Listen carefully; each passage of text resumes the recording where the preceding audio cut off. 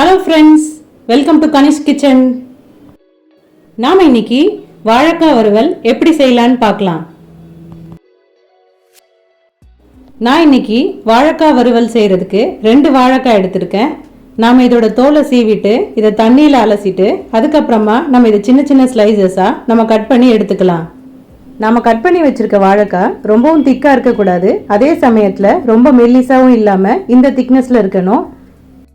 நான் ஏற்கனவே ஒரு பாத்திரத்தில் 1 லிட்டர் தண்ணி எடுத்து வச்சுருக்கேன். நாம் இதில் கட் பண்ணி வச்சுருந்த வாழைக்காவையும் சேர்த்துட்டு நம்ம ஸ்டவ் ஆன் பண்ணி இதை அடுப்பில் வச்சிடலாம். தண்ணி லேசாக கொதிக்க ஆரம்பித்ததும் நாம் இதை எடுத்துடலாம். வாழைக்காயை நம்ம ரொம்ப நேரத்துக்கு வேக வைக்க தேவையில்லை. லேசாக கொதி வந்ததும் நாம் இதை எடுத்துட்டு ஒரு வடிகட்டியில் நம்ம தண்ணியை வடிகட்டிட்டு வாழைக்காயை மட்டும் எடுத்துடலாம்.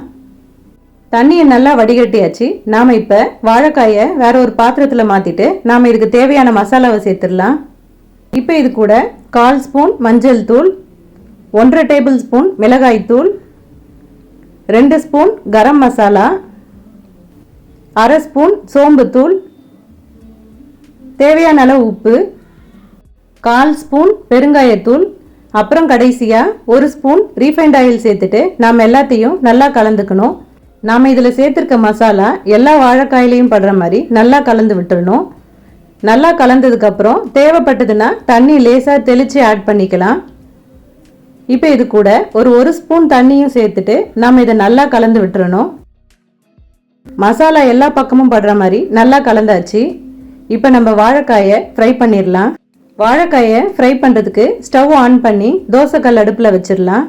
கல் நல்லா சூடானதும் கொஞ்சமாக ரீஃபைண்ட் ஆயில் சேர்த்துட்டு அதுக்கப்புறமா நம்ம ரெடி பண்ணி வச்சுருந்த வாழைக்காயை ஒவ்வொன்றா எடுத்து வச்சிடலாம். இப்போ நம்ம அடுப்பை மீடியம் ஃப்ளேமில் வச்சுட்டு வாழைக்காயை 2 பக்கமும் நல்லா பொன்னிறமாக வர வரையும் நம்ம இதை ஃப்ரை பண்ணி எடுத்துக்கலாம். இது இப்படியே மீடியம் ஃப்ளேமில் ஒரு 5 நிமிஷத்துக்கு இருக்கட்டும். 5 நிமிஷத்தில் இது நல்லா ஃப்ரை ஆகிடும். அதுக்கப்புறமா நம்ம இதை திருப்பி விட்டுட்டு இன்னொரு பக்கமும் நம்ம ஃப்ரை பண்ணி எடுத்துக்கலாம்.